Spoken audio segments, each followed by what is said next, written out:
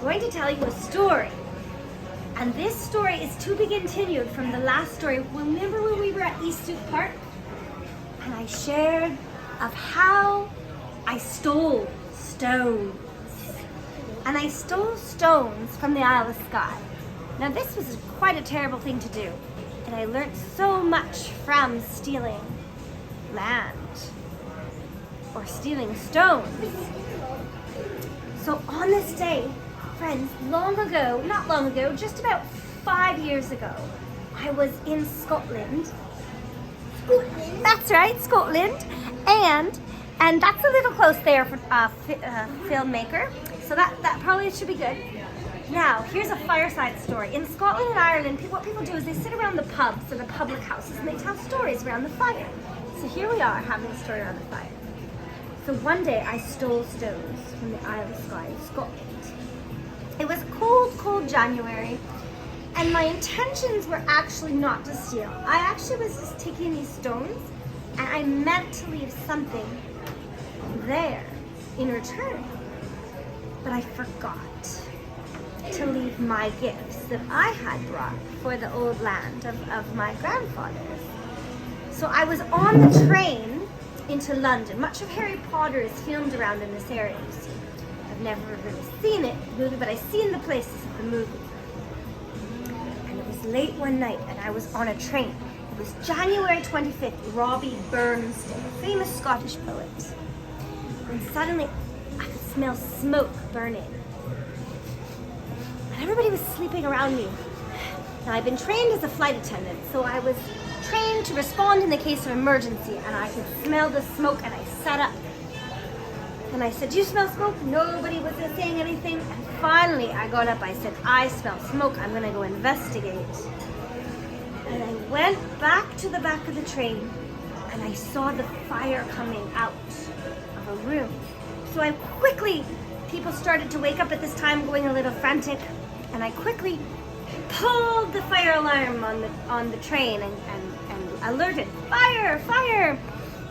Called for backup," as if I was a flight attendant, and attending, like I needed one of those fire extinguishers. But I went back instead to investigate the fire because that's where my bag was in the room that was on flames. My backpack in there, a huge 75-liter backpack stuffed full of wool from the sheep of Scotland, and more wool, and a few rocks, and a few other things. Also in that bag were the gifts that I had brought to Scotland, some ceremonial items of cedar boughs from Canada to that area, and other little gifts that I had forgotten to leave behind. So in this situation, we're on the train. They moved all of us passengers away from the fire, and we went from like third class to they gave us all booths, little cabooses or something, like where we got like a bed on the train.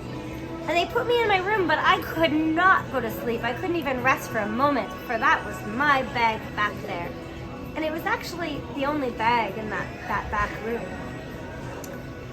And I decided I needed to go investigate, because I'd been trained as a flight attendant, and I thought, well, why don't I just go pretend I'm an onboard attendant and go investigate? And who started this fire anyways? So I go halfway to the back of the train. Now at this time, the train have we parked? I think we've stopped the train. The train is no longer moving because this is an emergency. And I go walking back, and what do I see but a young man wearing my bracelet. So I stopped and I said, "Excuse me, sir, that's my bracelet."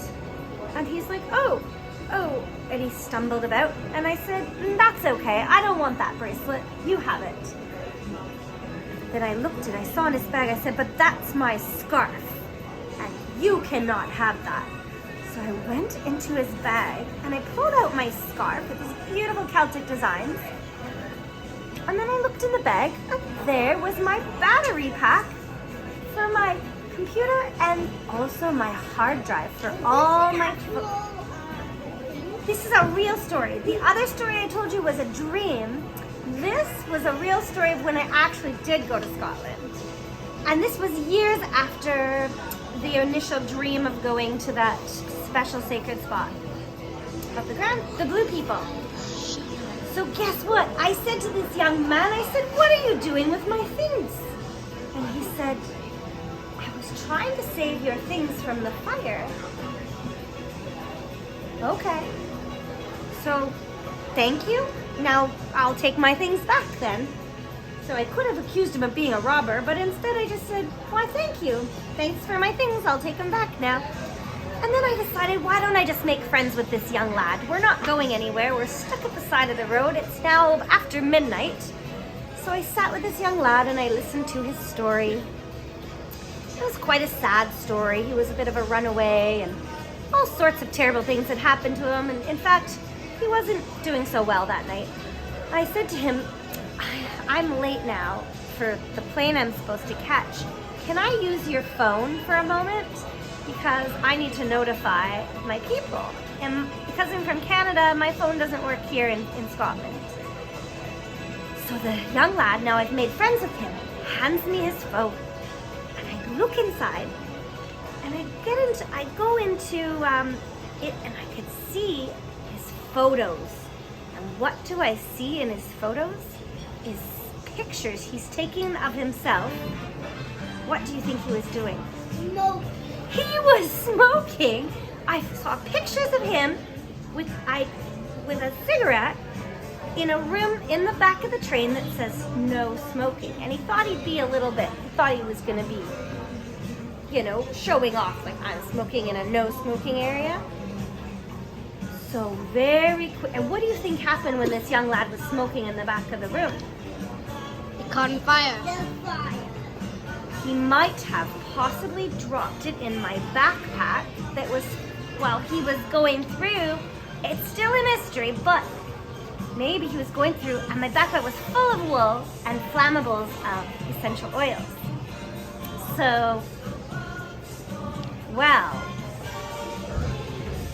this is not good. He's been stealing my things.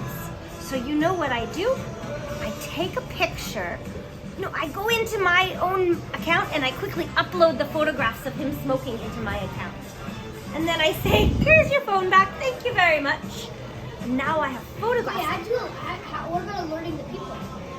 Oh, we've already got the people safe. They're away from him. They're back alerting the people in Canada. The police officer. Oh, by this time I was just going to be late. And also, did you sign out about your account? I believe so.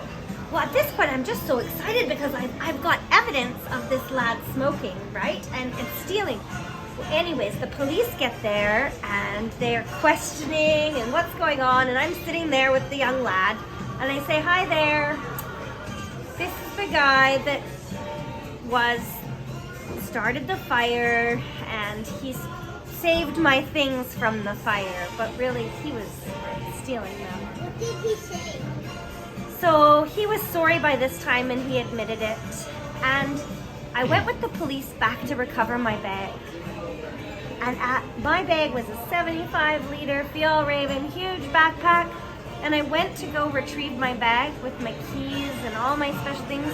Do you know what the only thing that remained was? The stove.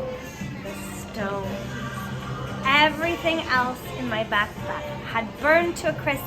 All that remained were these kind of like a volcanic stone, like similar that you'd see in Iceland, which you never ever take from the nature spirits there are also.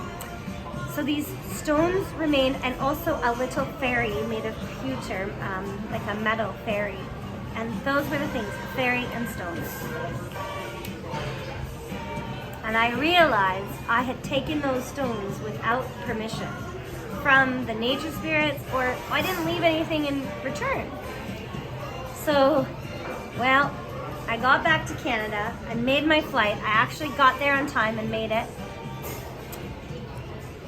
And I went home and I saw those two stones and I said, what am I gonna do with these stones? I can't keep these. I've stolen them from the Isle of Skye. So I can either return them or I can bring them somewhere else as a special gift to the ancestors of the land that I live on, that my grandfathers came to. and they stole, well, the colonizers stole their land. So I thought, why don't I take these stolen goods and return them to the stolen land? And so I began the journey of burying and returning stones to the earth. And that is the story that happened on Robbie Burns Day, leaving Scotland. And lots was learnt in